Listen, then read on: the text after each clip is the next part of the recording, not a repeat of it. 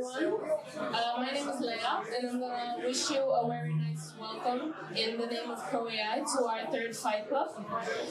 Thank you all for joining us here tonight. This is the third edition. Today we're joined here with Mislav Malenica, the CEO of Mindsmiths, Benedetto De Martino, a cognitive neuroscientist at UCL, and our moderator is going to be Mislav Malenica, the CEO of Electrocoin. I would like to thank you all for joining us here today, and before we get into the debate, I'm going to ask Ms. Helen from the British Embassy in Zagreb to give a few intro words, since they are partnering with us on this Fight Club today. So thank you very much. Helen, you can come to the mic.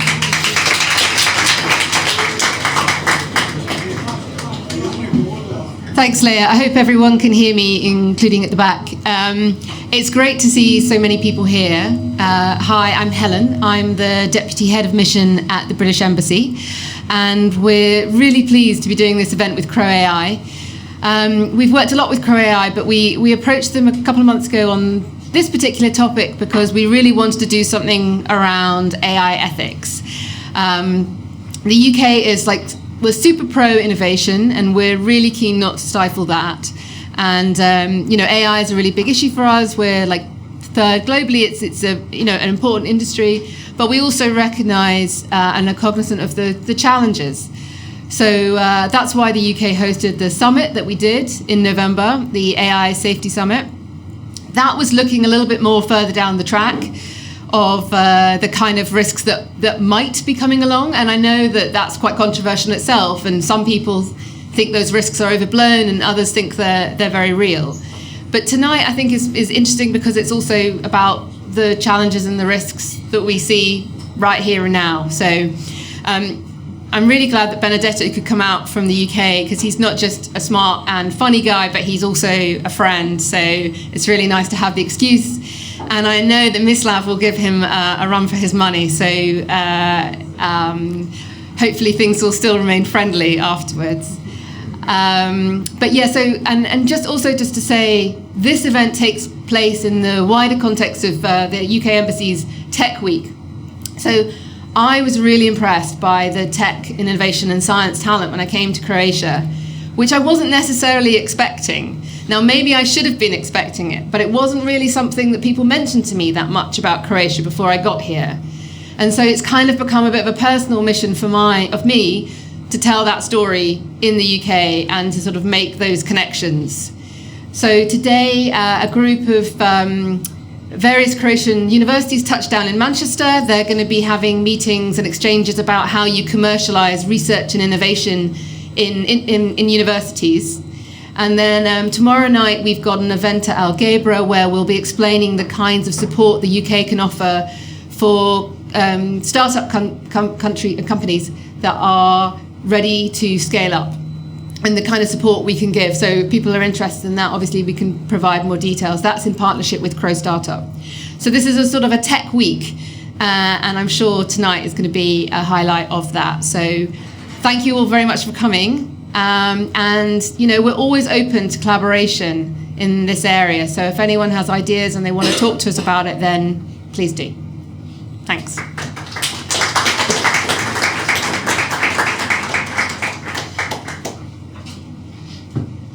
Now if I can welcome to the seats Mislav Malenica, Benedetto De Martino and Mislav Malenica. So please join us at the table.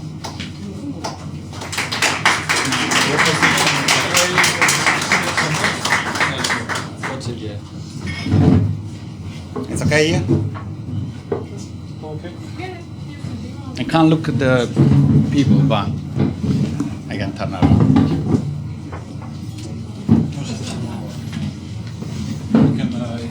Okay. Oops. Opa. That's all right.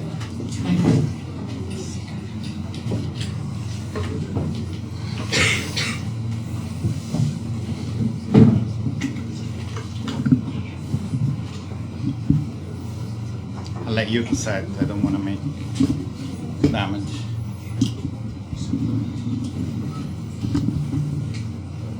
Super.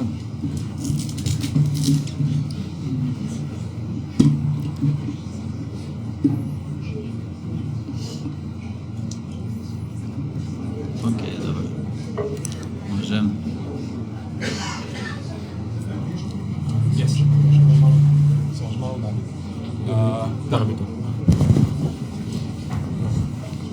Is this one need to go closer?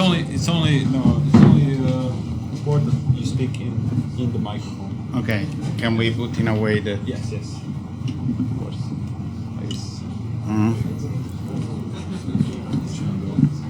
It might be better like this.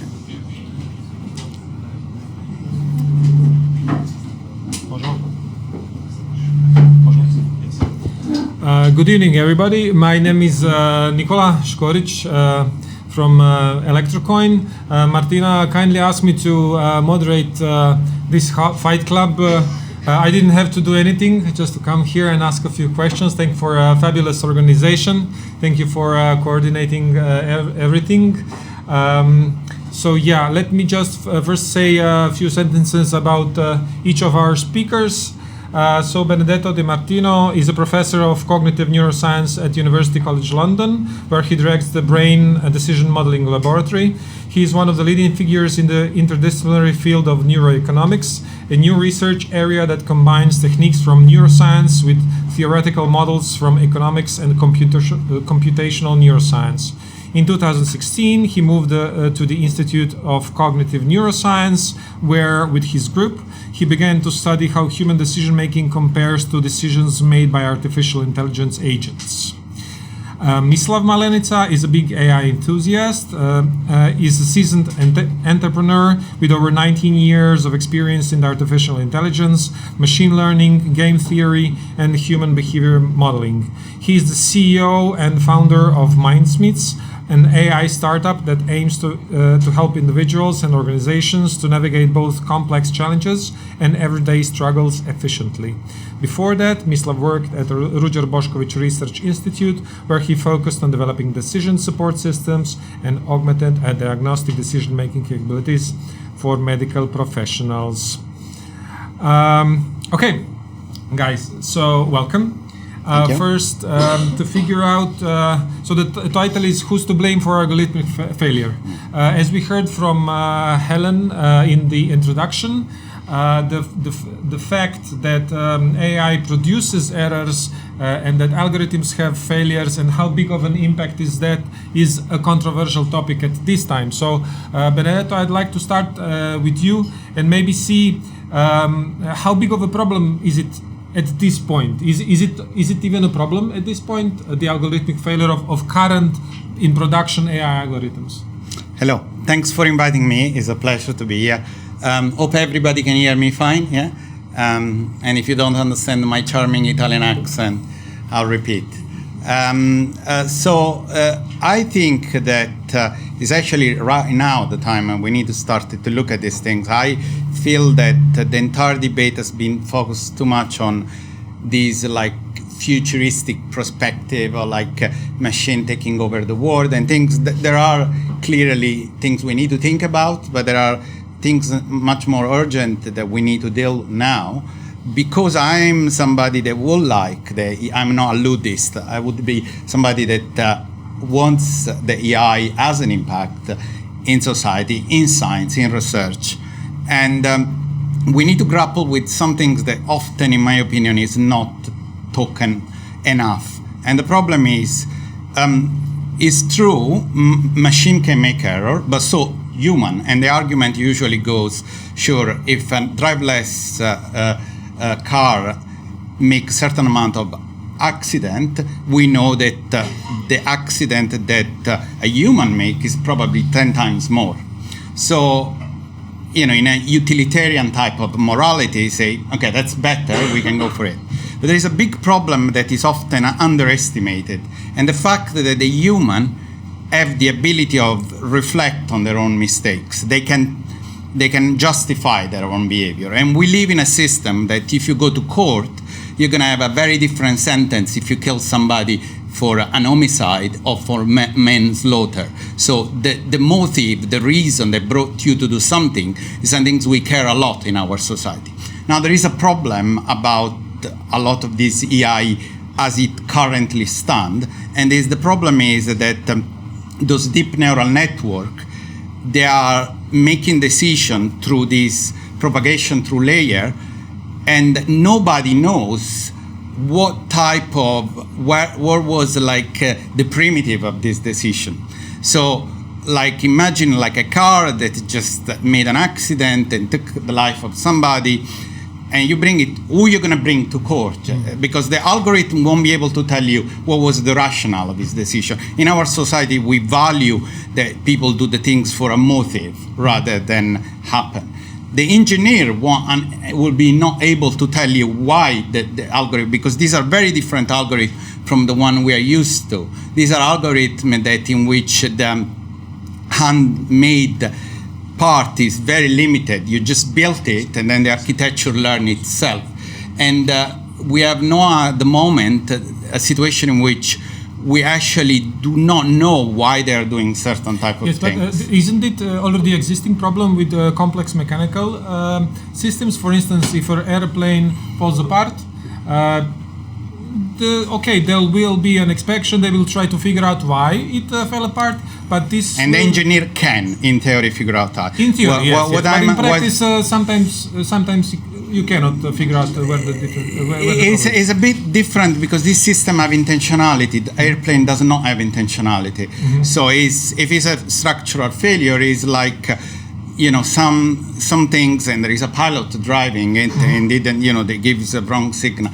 So these are intentional agents. Plane are not intentional.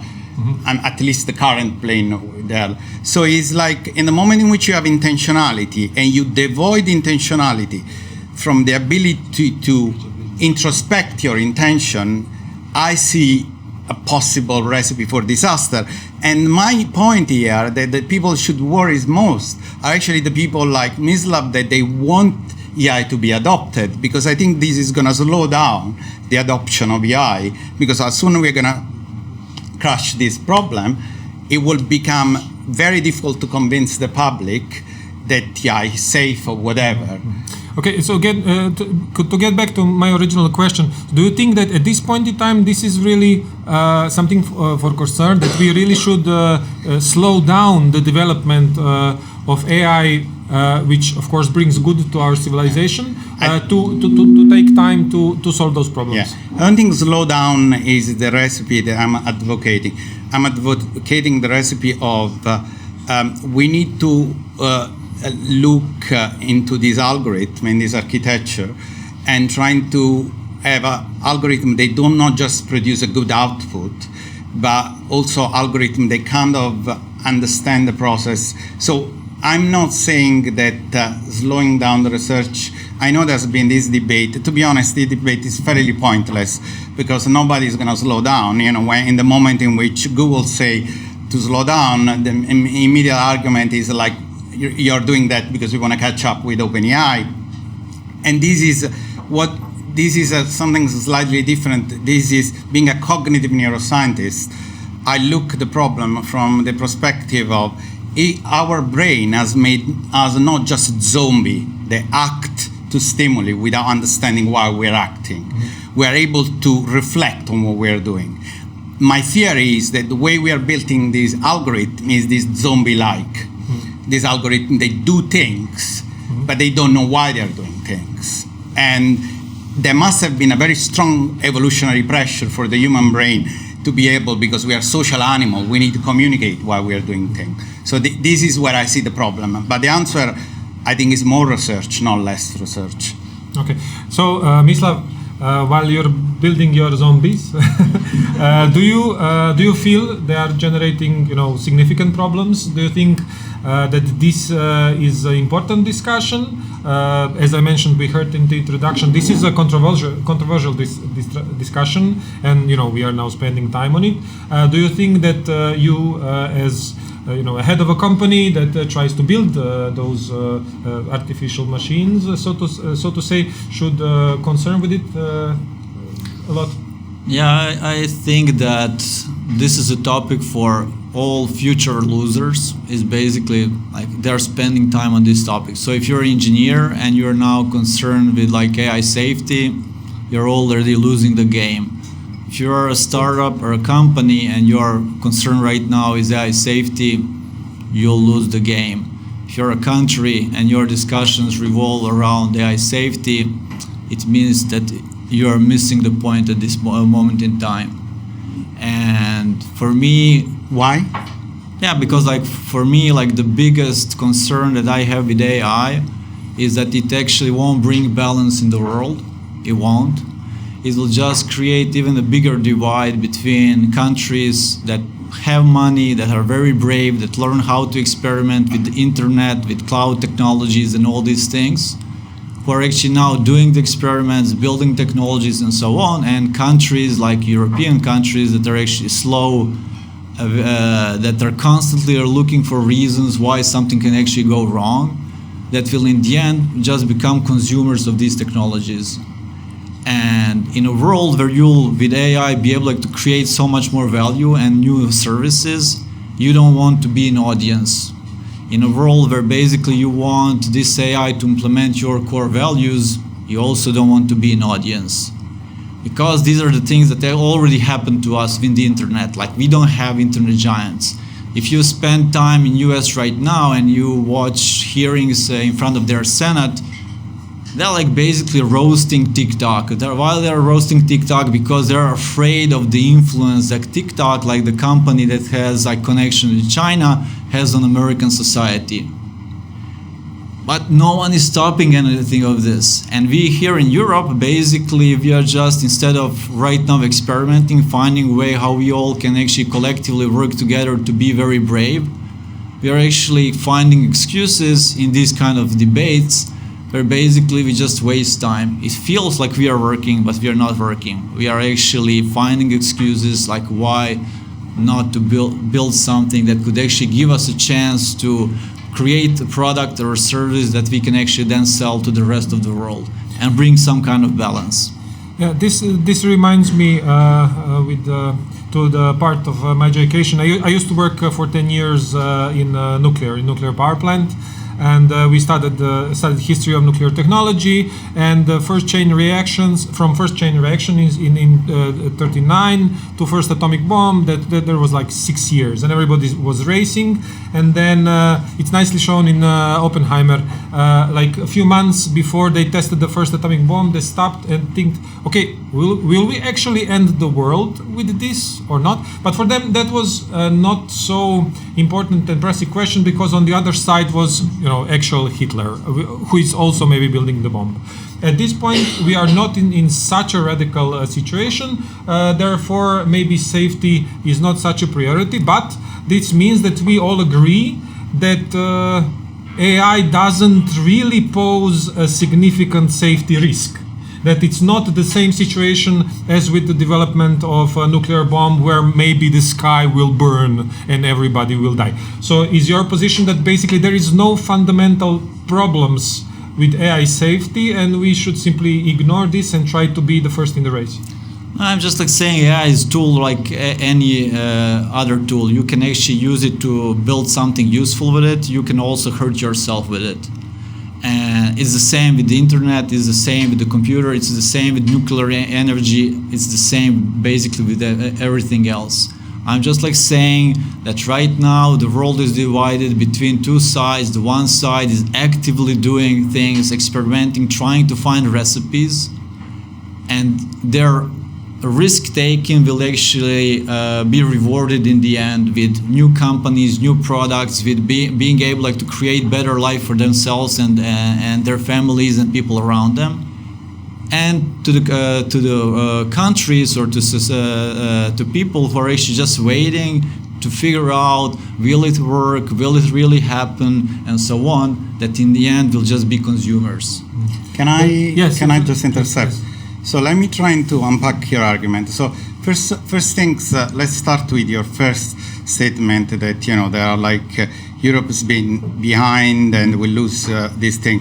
I think the company that single-handed probably started this AI revolution, or one of them started, is DeepMind in London, that is in Europe and was in Europe when Europe was EU as well at the time.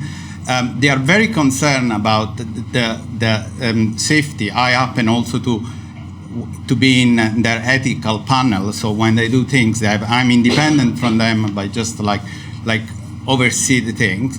I just do not understand your definition of loser. So first of all, I would kind of argue that it's not true that Europe is not playing a game in this race.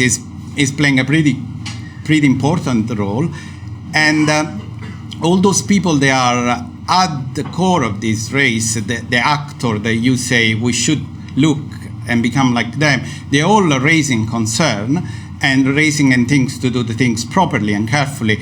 The fact that the argument that some things can be dangerous depend how you use it, yes, true. And this is the reason why we do not give big knife in the hands of children, because we know that the knife can cut, and you learn how to use a knife and to avoid to cut your finger.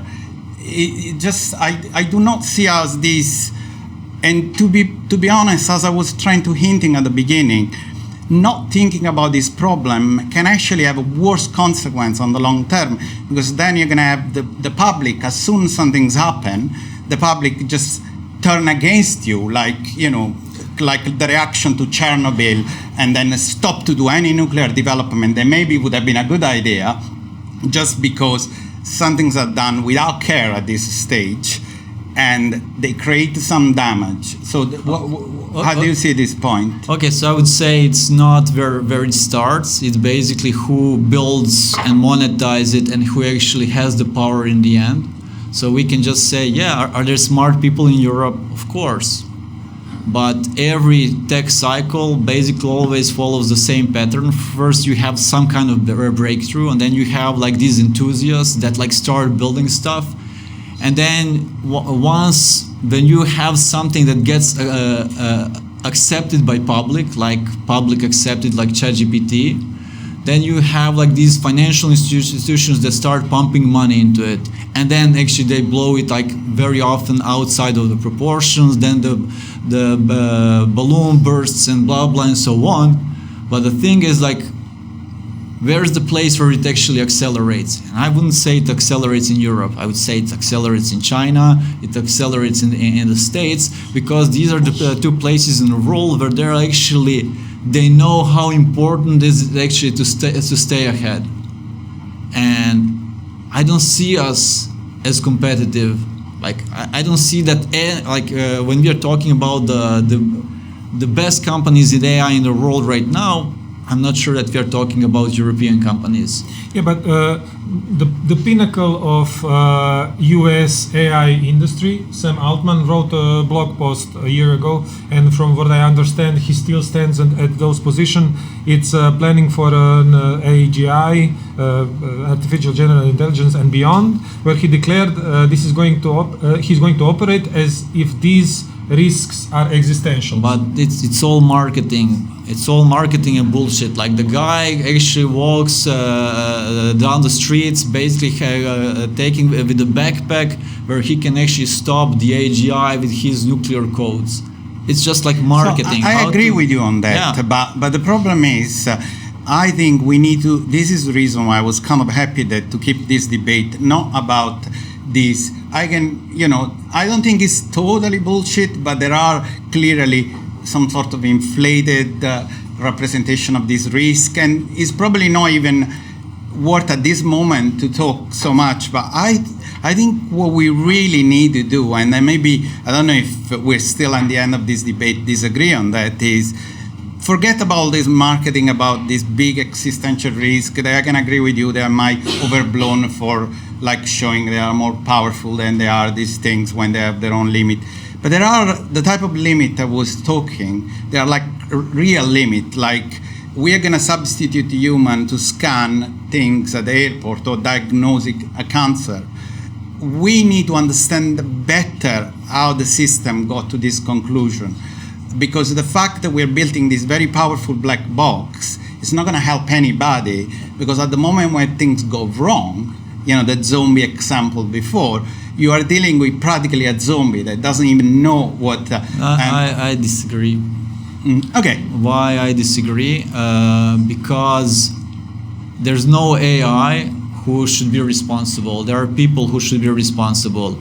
Like, is my product AI? Is it just like a basic algorithm? Is it like a mechanical algorithm? No one cares. If I promise you a service, if I'm managing your expectations, I'm the one who is actually responsible for it. It's not the AI. Yeah.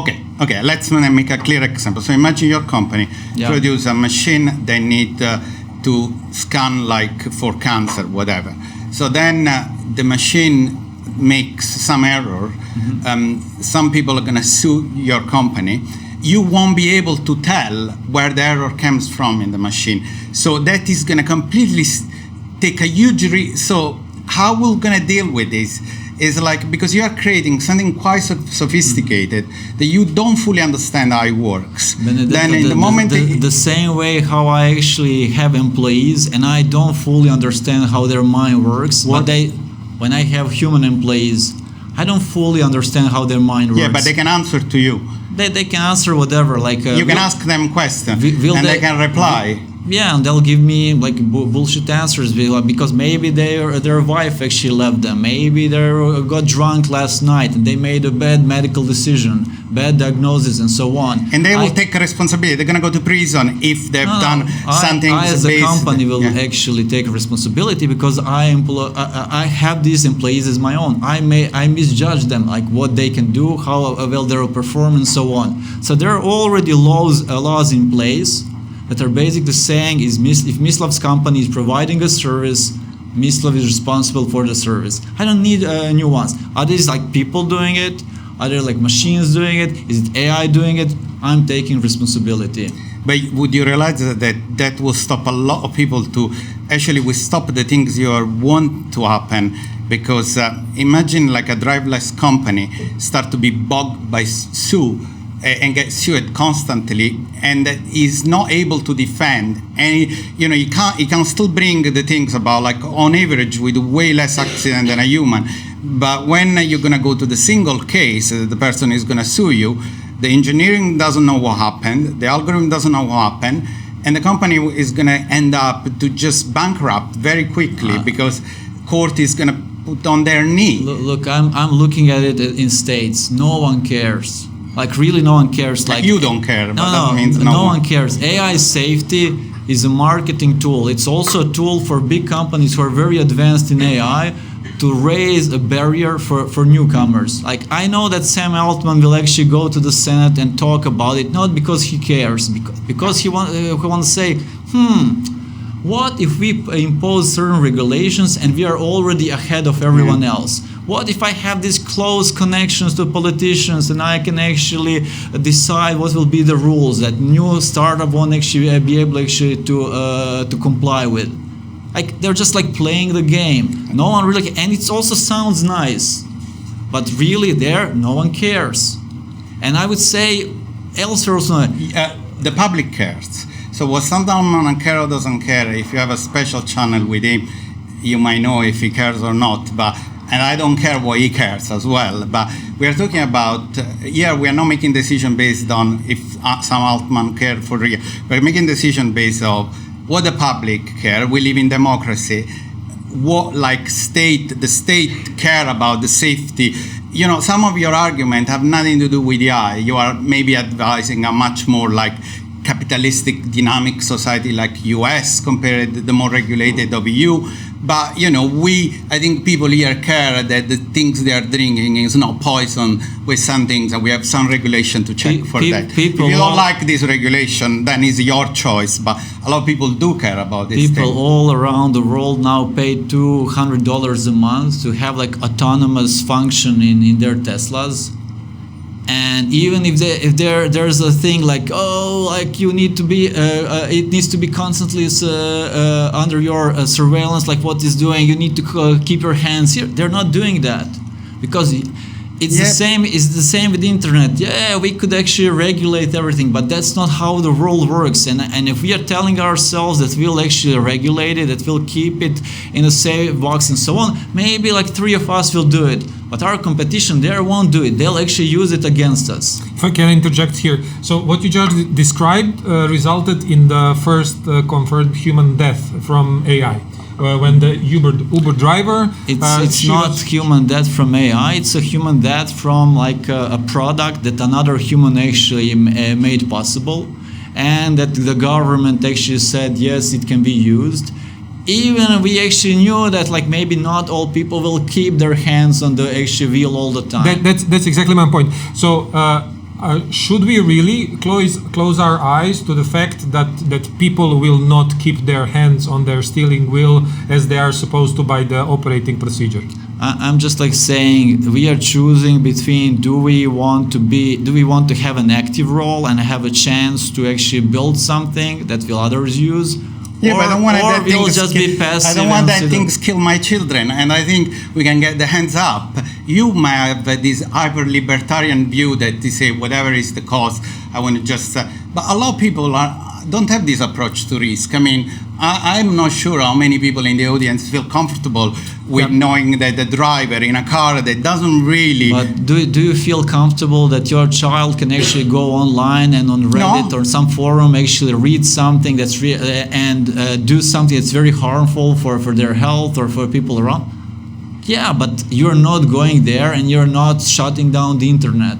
Yeah, because but no one can actually stop my children to have a mobile phone until a certain age in which I think they have the ability of this certain thing. You know, this is... You can stop your children, you cannot stop their friends. I think the debate is moving slightly from AI to your personal hyper-libertarian view that I respect. I might not completely share with it, but with some more...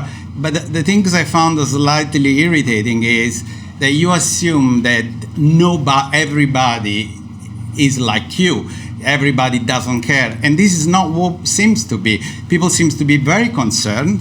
Government seems to be very concerned about things. People are very worried. Now, as people that understand about AI, I'm talking about me and you, we need to explain them what are actually the proximal risk, the long-term risk, and then people need to make an informed decision. I'm just like saying that for me it's basic game theory, saying that if we all agree that we won't betray the deal that we make, okay, but if there's one person that actually doesn't follow the agreement and goes behind it and actually creates something, then everybody else who actually follow the agreement actually loses. Thankfully, human in some situations do not follow game theory, because the prescription of game theory when America had the atomic bomb was advocated by some people was to just preventively drop a bomb on Moscow, because that would be the Nash equilibrium of that game. Thankfully, people didn't decide to do not play that game theory things through cooperation, because sometimes the game theory solution are the subtle equilibrium, but everybody lose in this kind of game theory. So I don't think game theory is the answer. We know game theory is a theoretical framework in which everybody acts selfishly and everybody maxima, but sometimes human decide to stop this race because it might just end up everybody dead. And that is not what you want. This is where I would like to stop, because we need to make a very important distinction. If I correctly understood, Mislav's point is we cannot end up dead in any scenario. There is 0% chance that AI will end up in a catastrophic... I don't think he's saying that. I'm not saying that. Okay, please then, do you agree with... Let me phrase it as a question. Care, Do you think there is a non-0% chance that if we pursue your strategy, we'll all end up dead? No, I'm just like saying it's the same with nuclear energy, the same like with the fusion, it's the same with like so many things. And this is the reason why we regulate. So nuclear is specific, is very, very specific, and it's very different to other types of industries, because it's heavily regulated, and this is the only industry where we have a non-proliferation treaty. So we do have some regulation on not NGOs, but the biotech. We have all. We haven't cloned human, for example. We can clone human, but we haven't cloned human. Yeah, but there's no general theory. You know, there are things that human can do. That, you know, having this view that human dynamic is a very, very close. It just is this very simplistic game theory environment in which if something can happen, will happen because everybody is self-interested and this is the right things to do. It's not true. This is not how our society thankfully works, because I don't want to live, as I said, we wouldn't be living in this world if somebody in the 50s were following game theory and just exterminating the entire world. Okay, basically what I want to say is that it's not impossible, but it's close to zero. And the same way as if some malfunction in some kind of computer can actually start a nuclear war, we can also just say there's a human who decided actually to put AI in charge of like nuclear weapons, and things actually went actually south. That's exactly my point. That there is. But you don't need AI for that. Like it can happen this way or the other. So there's a lot of things in this world. For instance, we can give everybody knives, and we probably will not die, all of us. We can give everybody cars. 100 people a day die from car accidents in the US, but it's okay. I mean, we'll survive. But we can give everybody a nuclear bomb, and we will not survive as a species. So this differentiates. If you give everyone ChatGPT, they also won't die. Sure, of course. That's why I started. I don't know why we are moving. I don't think at the moment we are arguing about this final catastrophe. Neither me or Mislav. Exactly. That we are kind of worried about this catastrophic because we agree. Actually, the things we agree is we are far behind this type of scenario, and there has been a lot of inflated representation of it is a possible risk, something worth to discuss, but I think we're talking about something much, much simpler. It's not about everybody dying and things. It's the fact that are we going to put people in the car, on the road, without hands on the wheel? Those cars, they're going to smash into things. We don't know why they're smashing into things. What is going to happen is like how we can. It's much more subtle, the discussion here. That's awesome what you said. Basically, I agree with like how you're explaining things, but while we are actually worrying why they're smashing in walls and killing other people in China and US, they'll actually just have cars. They still don't understand why hitting in walls and smashing into people. But over time, it'll just become better and better. And while we're actually thinking like, oh, what will happen if he actually kills a person? The technology be so good that we'll just start paying for it and we'll use it like everything else that we did. So basically what I'm arguing for is this. Our biggest concern is that in 10 years, we'll wake up one morning and then we'll realize that today we were cowards. And that will be the biggest mistake of our lives, because we've spent time worrying about things that we cannot actually influence. No one can actually stop technical development, and no one can stop development in AI. But the thing is, like, you can either be driving that, or you can actually sit aside and watching what's happening. I'm not advising stopping. It was way more subtle, my initial point, but I guess we got in a much more simpler point in a way to me. So my point was we need to study different AI architecture and so on. Somehow there is a limit in this AI architecture, but you wanted to push on the things about general like risk and regulation. Happy to have this conversation. Has not too much to do only with AI, has to do with OGM and everything. And this is, you have a specific view that the regulation will stop the progress and full deregulation is the way to go. This is your personal view that I understand. I disagree with that view. We can argue about that. It has nothing to do specifically with AI, this thing. Is the fact that, and also my point is actually because if things go, I studied at a university biotechnology. And at the time, there was this hope that this new technology will just change the way in which we make agriculture. But then, because the thing was handled so badly, there was a reaction of the public of like, we don't want any genetically modified things, even exaggerated. But this is what I'm worrying. If you let things so unregulated, shit is going to happen. And when shit happens, and people don't understand why this shit is happening, and we are not be able to pin it down, is gonna arrest the progress that you think that this deregulation will give you. Things are regulated. So if you build any kind of machine, any kind of technology, and you put it in a hospital and it starts hurting people, you'll go to jail. Is it AI behind it or it's anything else? No one cares. There is only one difference, that in the first case you're talking about simple system, that an engineer can do a post-mortem and realize what is going on, while in AI we are talking to complex system that we don't fully understand, and nobody can do the post-mortem of the black box, and that is going to create a dramatic problem for the company that is going to die under lawsuit because it's not going to be unable to defend itself. And it's very risky for the people that you do not want to deal with some things you do not understand at all. Why? Very complex intentional agent that cannot be understood is going to be a problem, and is a very different problem from a mechanical things that, because you can take it apart and then you can just say, okay, the fault was that engineer that to do that things, he didn't tighten that screw. And we know the chain of event, the company has a limited involvement, that guy will go to prison or whatever. But Benedetto, basically what you're saying is like, if you don't trust your own product and it could potentially harm people, you shouldn't put it on the market.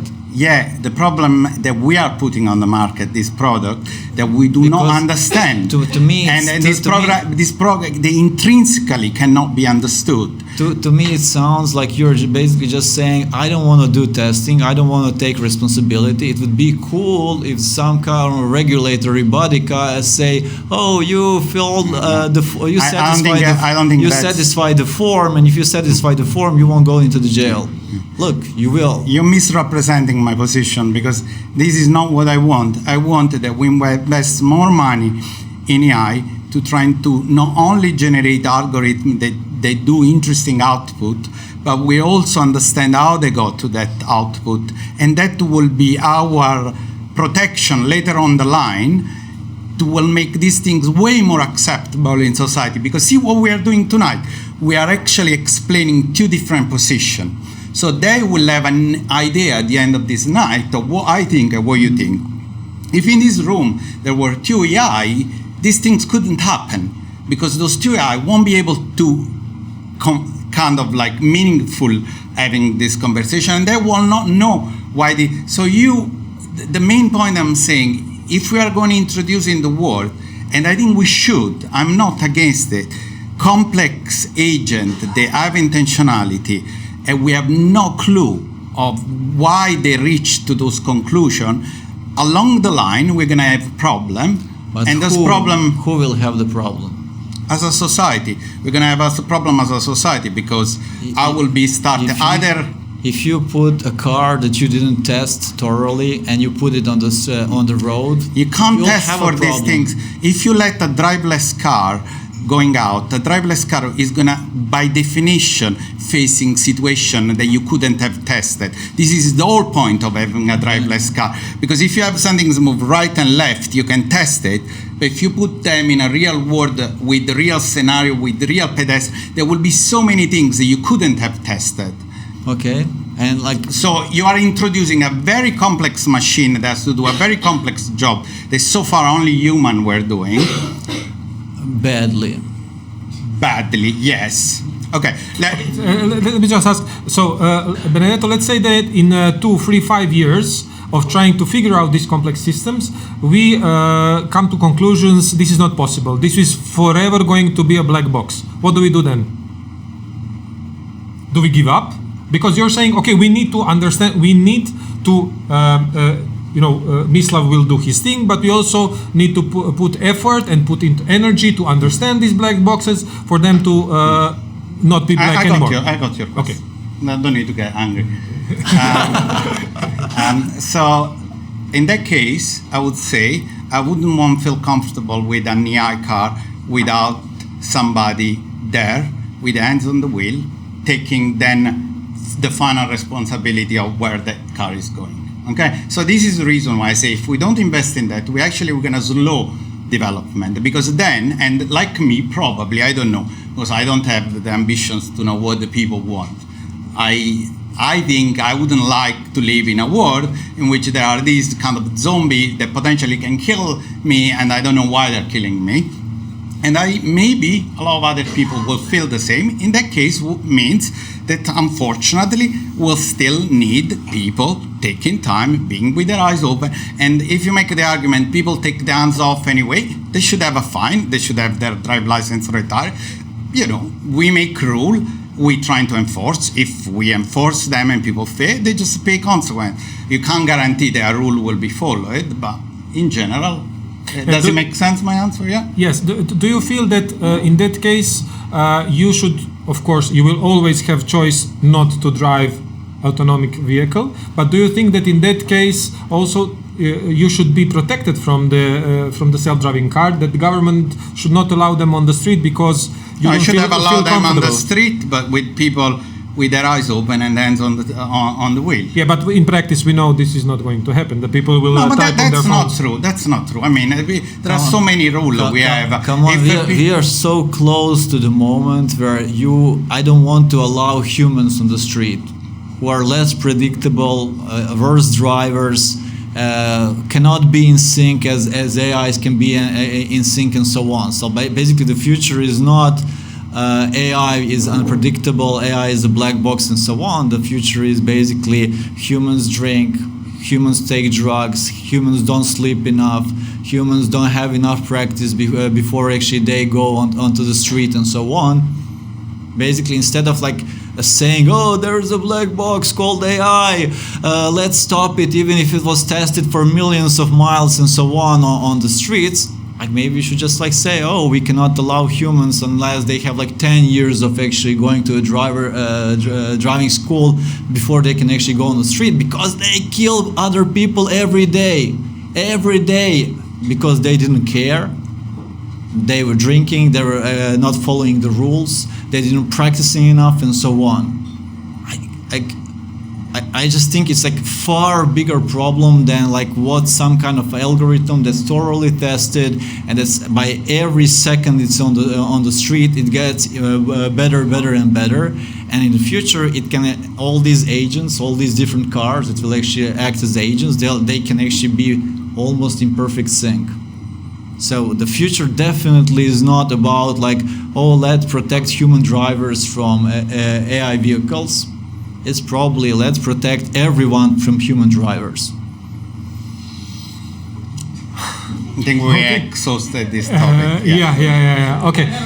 Yes. Before we start asking questions, we'll do that after I ask my last question.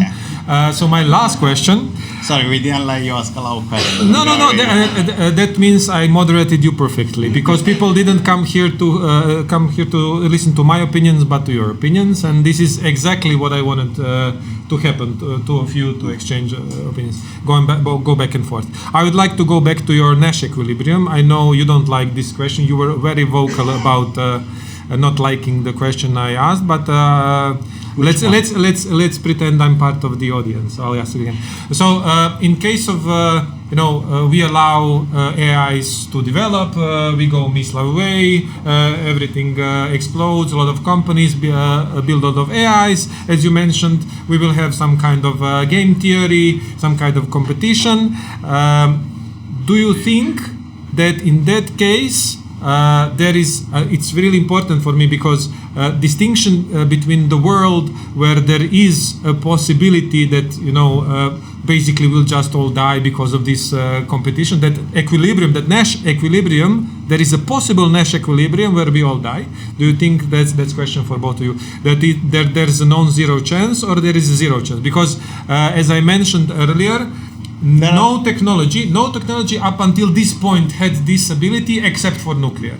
So cars cannot kill everybody, So nuclear is special, and that's why we have a nuclear non-proliferation treaty, and that's why everybody in this room can name those few countries that are on the bad list, because nuclear is special. There is non-zero chance everybody gets killed.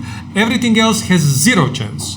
So for me to feel comfortable with AI or not to feel comfortable with AI, I would like to hear opinion of the biggest AI minds in the room. Is this non-zero chance, so it's like nuclear, or it's zero chance, it's like I won't hunting give knives? zero chance to anything. I'm a scientist and I'm a Bayesian.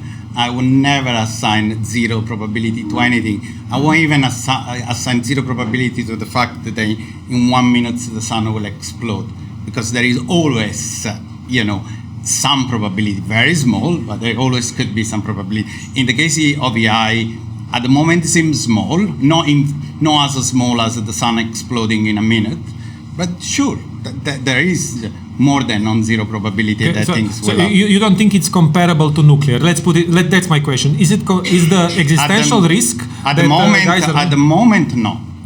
And in the future it might be. Okay. Mislav, we already know your answer. Yeah, I agree. Now the public. Thank you.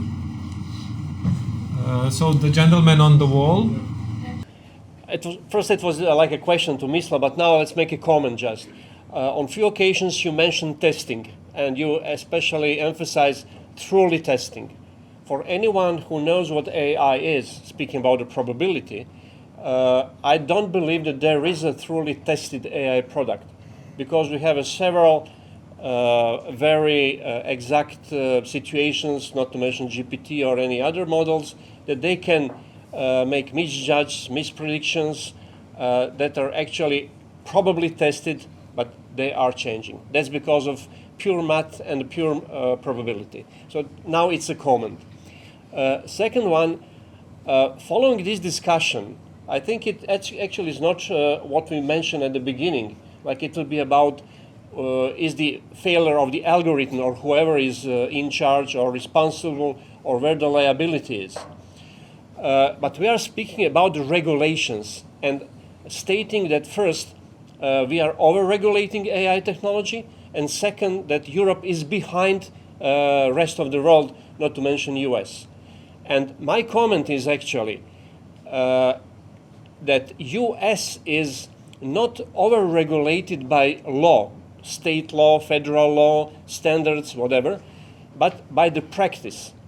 If you have somebody like FTC, Federal Trade Commission, in place that is making a consent agreement to delete, to destroy the model, I don't need any European AI Act to be afraid of my product, to be afraid of my production.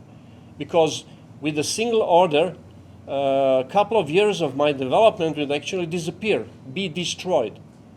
So first, my statement is that it's not true that Europeans are over-regulated, and that because of that we are behind the US. US is a tech leader for many years, for centuries. And I agree with you that Europeans have a good place in AI, and we have, at least, take a look around me, I think we have a lot of AI startups here. So it's just proof that we have somebody in Europe who's dealing with the AI. So, the last one, if you have a situation like in US, for example, that hundreds of teachers were laid off because of a pure decision of the AI algorithm, the question is coming, do we have a rule of game? How can we regulate, how we can prevent that from happening? If you have, it's not necessarily AI. Take a look at the UK. You have this post office scandal with a wrong, it was Fujitsu, I think, ERP financial software. I don't believe that there is AI behind. No. Yeah? So there is still a regulation about the safety of the product, etc., and it was not in place.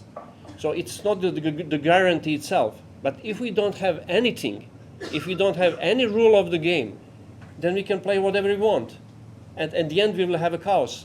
Yes, I have the great product, and I will put it on the market. Who cares? As you mentioned, shit happens. Any comment on the comment, Benedetto? Yeah, I would. As I said, I think that we have satisfying regulation already. Why? Because even like the basic service, like that's delivered by humans, if you as a company are providing that service, you cannot fully guarantee what your human employees will do. You cannot. but you're still wrapping it in a service. You're still taking responsibility. You're still managing expectations. You're still basically in gray. So it will never be black or white. It will never be clear. And I think that people who are actually in the loop or worrying about, oh, it's not black or white, it's not all mathematical and so on, are at this moment in time wasting time. They're like losing the race. Questions? Yes, also in a way of comment. Right. So also in a way of comment, but as food for thought for everyone. I listen this obviously through my own professional background, which is in law. And there is an analogy that I would like to offer here. Humans make great leaps over last centuries, last 300-400 years, especially through industrial revolution, and we're often faced with the challenges of new technologies. But not only technologies, we invent also in the social realm. And one of the things that we made some 300 years ago, almost to the date, was to invent legal persons. Legal persons did not exist before. There was no such thing. And we started incorporating them accidentally in London and in Amsterdam in the beginning of 18th century. And these creatures created a different civilization, which led to one thing, to proliferation of law. And yes, I'm saying I'm not going to do a lecture here, but I'm teaching this in Göttingen in Germany. And I tell my students that, creating a legal person, we didn't have clear expectation. How will it behave? It certainly did not behave as the human would. So we have, in that respect, some analogy, some experience on which we can draw. And now, 300 years ago, we are trying to instill the ethical element in this creature. Now, through the CSR and ESG and other rules. So in a way, it impacted our civilization tremendously, and not always for the good, although it did, as many of the technologies we do, create immense wealth. So the price that we pay, we might accept, but we need to talk more, and this today is certainly a good path to do. So let's, just to conclude my comment, let's focus on the impact of introduction of the technology rather than on the dangers of technology itself. I don't see the harm in regulating it. I don't see the reasons, similar as William said, that Europe is doing fine. I don't think it's a matter of survival for European Union. I mean, I'm speaking for personal experience. I studied in the US, I lived in the US, and I chose to live in Europe, partially because of the European Union. Thank you. Our hosts. The person behind you raised the question. Yeah. My thoughts go along the same lines. What you were discussing.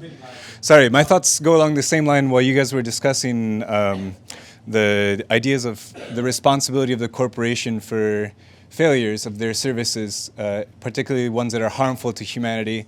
I was thinking about the opioid crisis in the United States and the investment of the Sackler family in opioid painkillers, and the clear bad intentions of the Sackler family in promoting their drugs, and the impact that it had on human society generally. Although the corporation folded due to the obvious bad intentions of that company, the investors themselves, the people who reap the benefits from the money that was made from those opioid painkillers, were not held responsible in any way. it won't be Mislav that will be held responsible if his corporation creates a service that fails. It might be the corporation of Mislav that folds and ceases to exist. But regulations are put in place so that harm to society is kept from having a larger impact. What are your thoughts on limiting? Where does the resistance to limiting that impact come from, and why be resistant to regulations that might keep that impact from bad actors having an effect on our society? Thank you. I mean, this is kind of in a small sample, kind of prove the point that it's not true that nobody cares. We got 3 people out of the sum, all 3 of them cared. And this is when I was saying, it is your view, you don't care, but you're not representing all humanity. And I do agree that, but my point is more, I think I probably was my inability to articulate my point properly tonight. But my point was more subtle, is in order to create an AI that is sustainable, that will thrive and that will think, mine was almost almost an engineering algorithmic request of, is different. The second person was talking about this legal entity was a new thing, and now we are facing again with a new thing, and then this is going to present some challenge. And if we don't engage in this challenge, we just brush away, things will go and people don't care. And I don't think it's gonna help the situation. It's not the equivalent of a normal machine that fail. And as he was saying, is like, company eventually they fail for these things. And as a society, we sometimes want, we don't want the opioid crisis that has happened in US can have consequence along the line that as a responsible society we need to think about. We can't just let to the single person self-interested trying to just reach his own victory in their small field, if that pollute all the river we're using and we're all dying out of it. So for the sake of this debate, I'll just say that the thing is that your life or our lives, they all have a price. And it means that the plane is made to be as secure as what society decides is the price it's actually willing to pay, so that you can still actually travel cheaply. Basically, increasing the security to the next level would actually make the cost of traveling with a plane actually so expensive that the society will just say it's okay that some actually planes actually crash. So it's okay that some companies will actually do the harm. It's okay that some cars will stop actually working. It's okay in so many different instances. So the world is not black or white.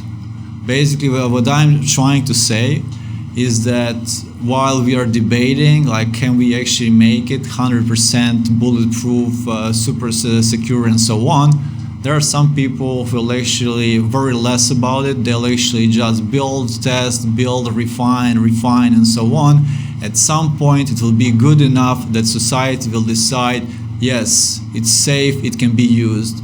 And people who are actually not building, testing, refining, who are actually debating, they're just pretending that they're actually participating in this world. They're just in audience looking what's happening to the real people who are actually trying to do something.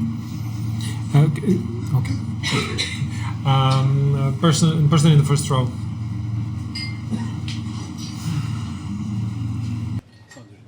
I'll bring some balance to the audience and say I really don't care. So, in a scenario where sorry, you now for now. So, in a scenario where, for example, I don't have children, but my hypothetical children get hurt on the street because a car hit them. I don't really care who hit them. I don't really care if an AI or a driverless car hit them. I don't care if a drunk driver hit them. I just care that they got hit.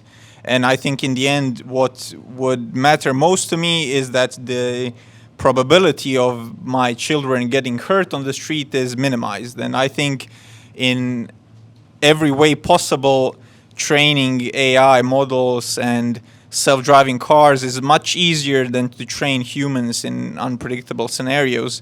as Mislav mentioned, it would be very hard to train people for every existing scenario out there, just like it's hard to train AI for every existing scenario out there.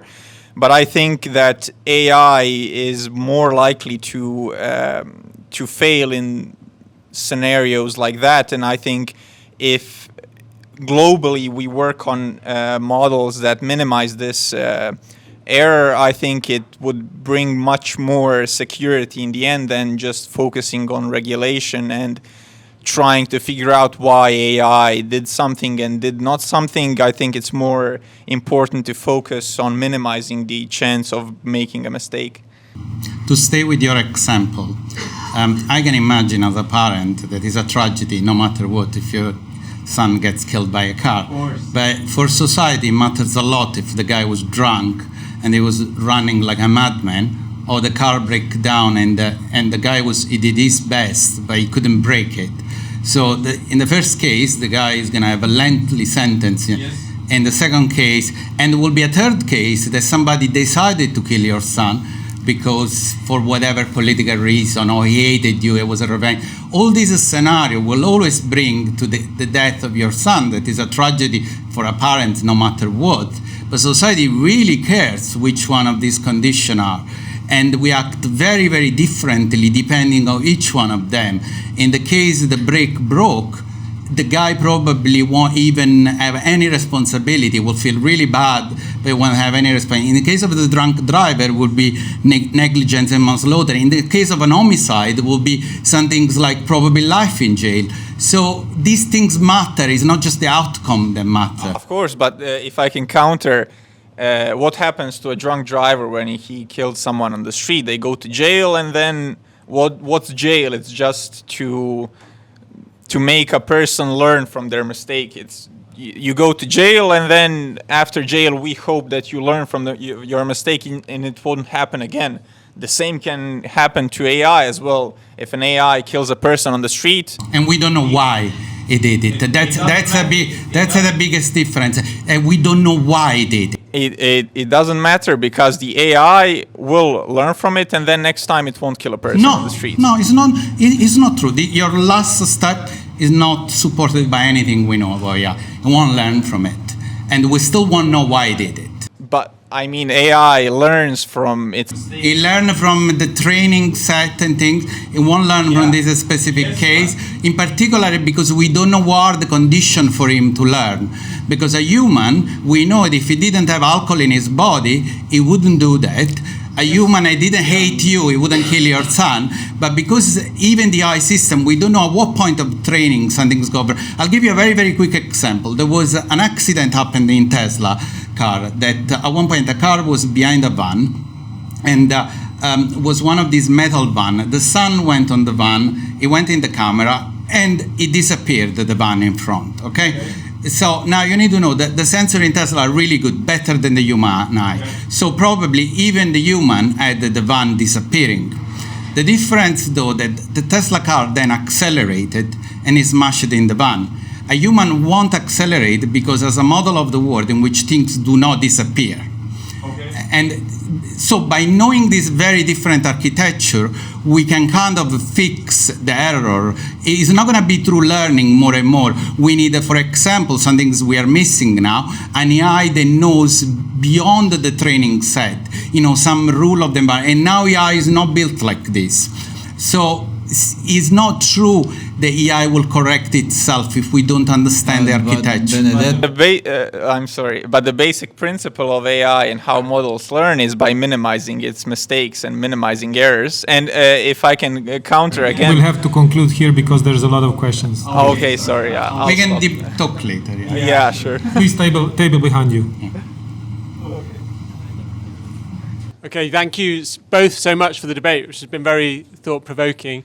So I was just wondering if there's another way of framing what you're arguing about here is about transparency, because there seems to be like a difference between how you're characterizing AI now, as in ChatGPT and the general public exposure. A lot of these uses are not safety critical, and what you're debating is something safety critical. So things like in medicine, in air travel, in self-driving cars and so on. And in those industries, so I would actually disagree somewhat with Mislav's point about air travel. The reason people travel every day on an aircraft is because it's so unlikely that something goes wrong. So the safety standards there are so high. And when something does go wrong, we have this essentially process which is very, very transparent. There's a systematic post-mortem. And I wonder whether another way of framing this debate is that if we want to move to a more transparent system, then we're going to have to incorporate some of the explainability that Benedetto's been arguing for, but is mostly at the moment seems to be mainly in academia and outside of industry, and essentially bring that back into industry, which is currently very closed. People don't want to be transparent about their algorithms because it's essentially protected. It's behind closed doors. So I'm just wondering what you both think about this angle on it, that it's more about transparency in safety critical environments rather than explainability for its own sake. Yeah, so I think that companies really do care.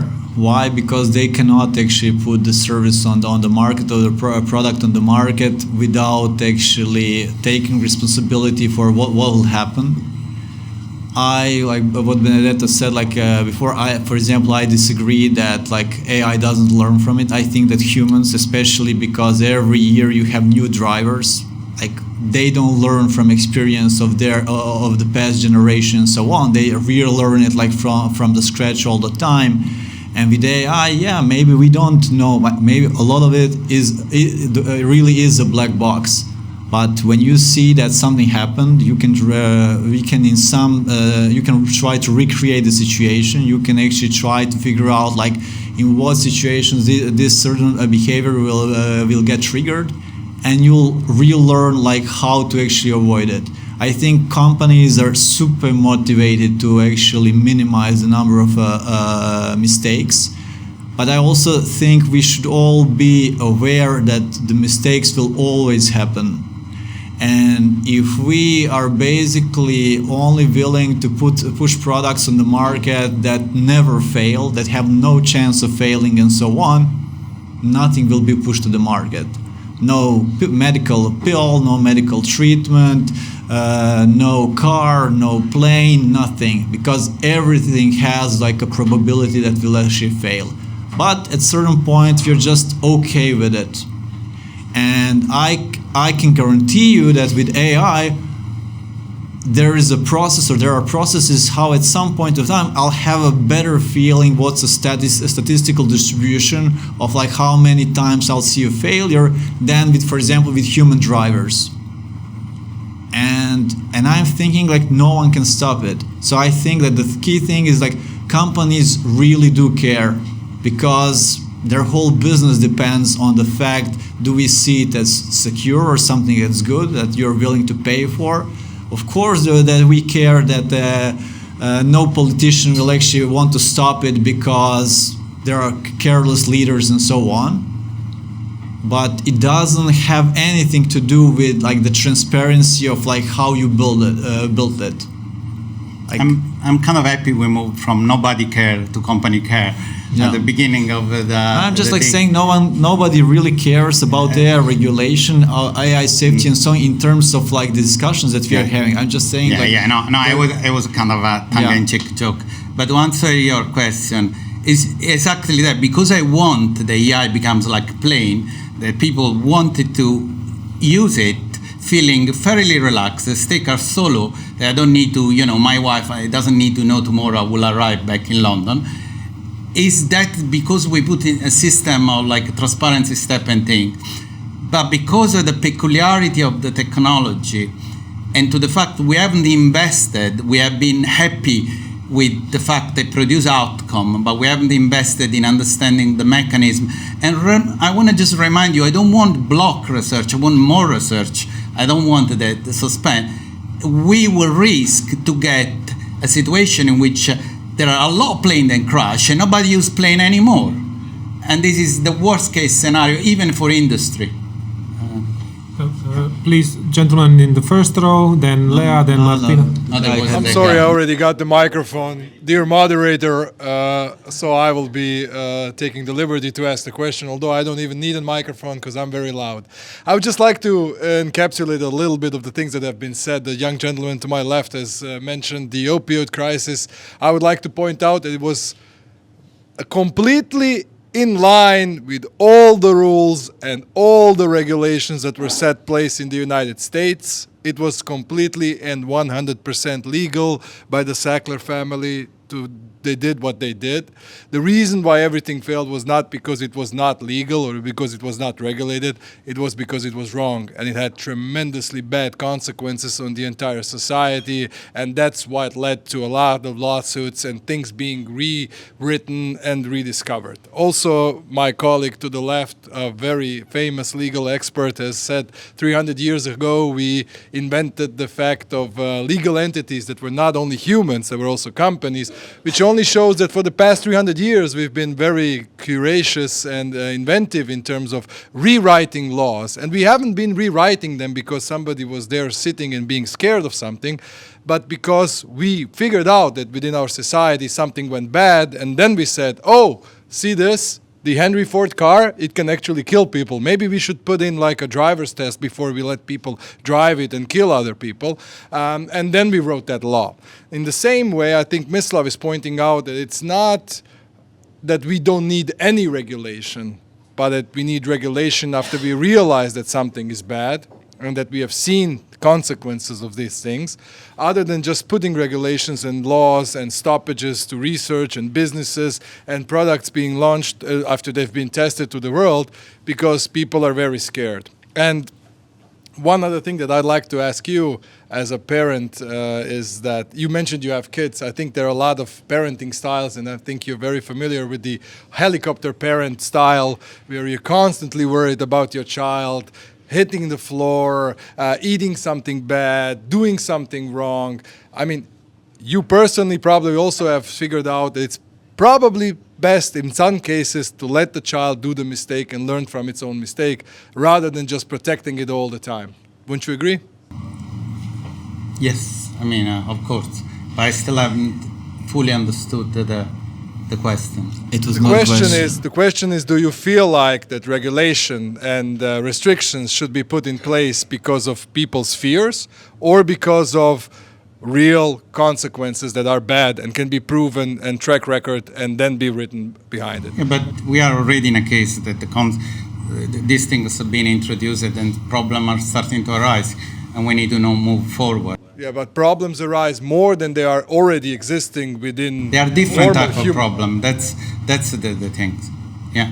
There are no different problems. In your case, if you take a young driver, my son is about to be 18. I am dreadfully fearing him driving the car because he only gets 30 days of training. Yeah, now that he's, I would feeling much safer if he would be driving in an AI-driven car that has been trained on tens of thousands of hours and experiences of hundreds of thousands of drivers around the world than just be relying on his experience of 20 days driving in driving school. Okay. Thank you very much. So I have most of the questions are towards Mr. Malenica. So I do support AI, but I do have fears, as I think most of us do. So last year in November, ChatGPT revealed its training data to the populace, and it cost not only them a lot of money, but also a lot of vital information was released into the public to certain people. Google researchers actually found out about that, but there's estimates that somebody did it before. Now, regulations, bad or good, they do sometimes have to be in place. Well, my question is what happens if we don't have regulations and we have a fiasco that is much worse than the OpenAI one, and then, for example, your own personal information gets leaked, your own company information gets leaked, you will lose, for example, millions of euro because somebody's AI was not only programmed well, but there were no regulations to stop that and control it. As first, and the second, you spoke of releasing the product into the market. I completely agree. But we have a lot of cases, especially when medicine, where preemptive release of medication led to much, much worse consequences, and it led to more death than it led to actual cost or profit. So my question is, how do you move forward and release the product, but then when something really, really bad happens, says, nobody cares. As the gentleman said, everybody cares. People do care. Some people care more, some people care less. My brother doesn't care at all. He completely agrees with you on that one. I disagree with you because I do have my fears. So how do you, when it comes to the situation when, God forbid me, shit hits the fan, that you can say, okay, now we can do regulation after everybody lost money or lives or something more important? I think that both of your questions don't need the word AI in them.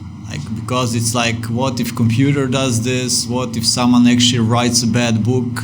What if someone actually teaches at college the wrong stuff and so on? Shit happens. And it's not about AI, because your question is really not about AI. But I instead, I agree that the question could be in general.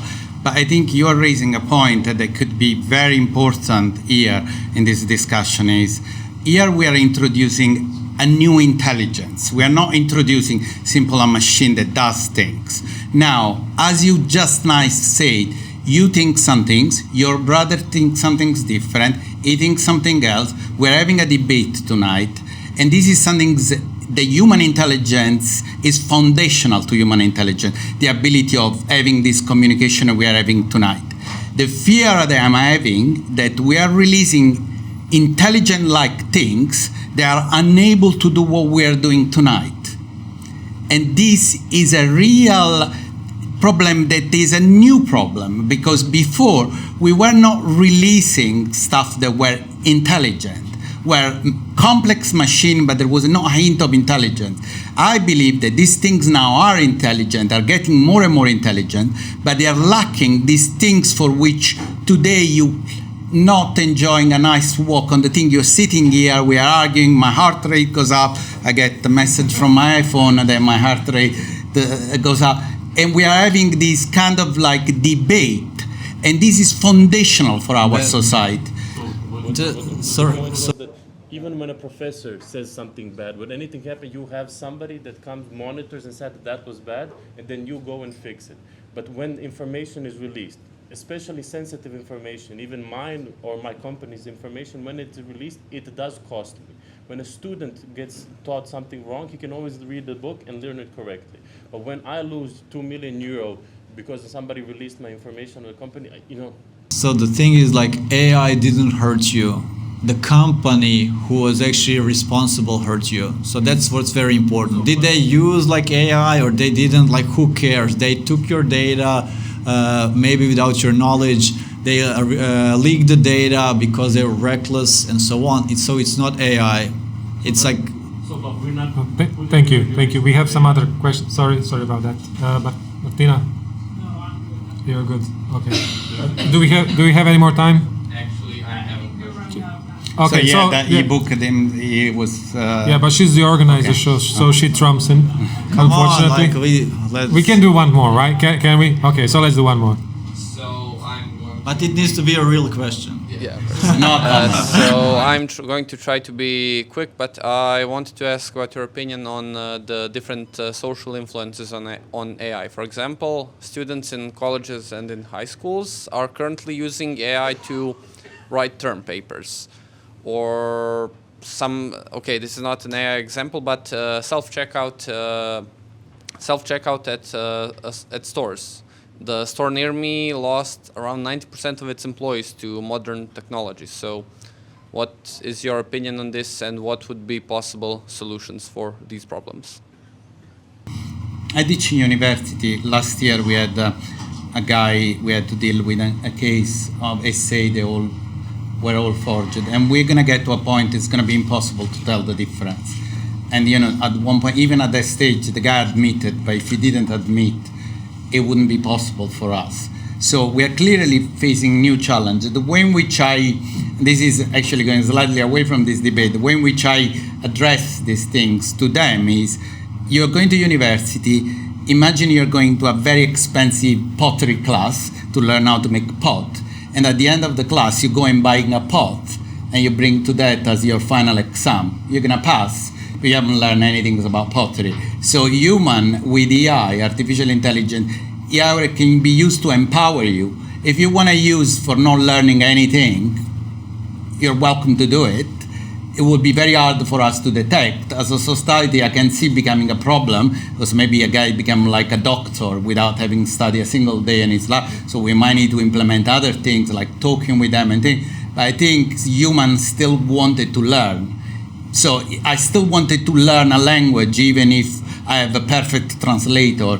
I still wanted to read a book, even if I know that knowledge is somewhere in the world. So I don't know if I really answer your question, but yeah. I just want to say you mentioned two things, but I didn't see a problem in neither of them. Like, it just doesn't sound like a problem. Okay, so basically you as a teacher or professor, you should be teaching me how to create new value in a role with the tools that are available. Yeah, if I use ChatGPT to actually write something and so on, so I don't see that as a problem. I see maybe that like our school system, our educational system is not evolving together with the tools that are actually available. So, but you need to use as a tool, because if you use as a tool, you will still. But if you started to just don't do anything, you just write the question of the essay, get the essay, you submit, you pass. It's like buying a pot. That's what I'm saying. Like the process of how to evaluate someone's contribution and someone actually needs to evolve together with the tools that are available. So that's not a problem. I think that all students should use it. I have 6 kids. I'll say to all my kids, use all the technology that's available to you to satisfy what you need to satisfy. Because it will mean that you're resourceful, that you're actually intelligent, that you're trying to find a way how to do things. And I also think that the educational system should actually change with that. The second thing, I also don't see that as a problem. Like, no one is guaranteed that their actual occupation will exist in like 5 years, 10 years, 50 years. I think we have a problem of a mindset that we think that like at the moment when we are born that we have a right to air, to, I don't know, to freedom and to a salary. You don't. You need to learn how to create value. You also need to evolve yourself. And nothing will happen overnight. But yes, some repetitive, boring things will actually will stop being relevant, will be done by any kind of automation. And we as humans will just evolve. We'll have more fun, we'll do more creative things, we'll still be needed.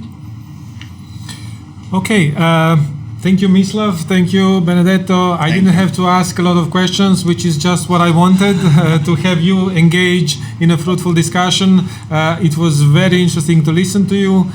So thank you in my name, in the name of the audience, and thank you all for your questions. Thank you.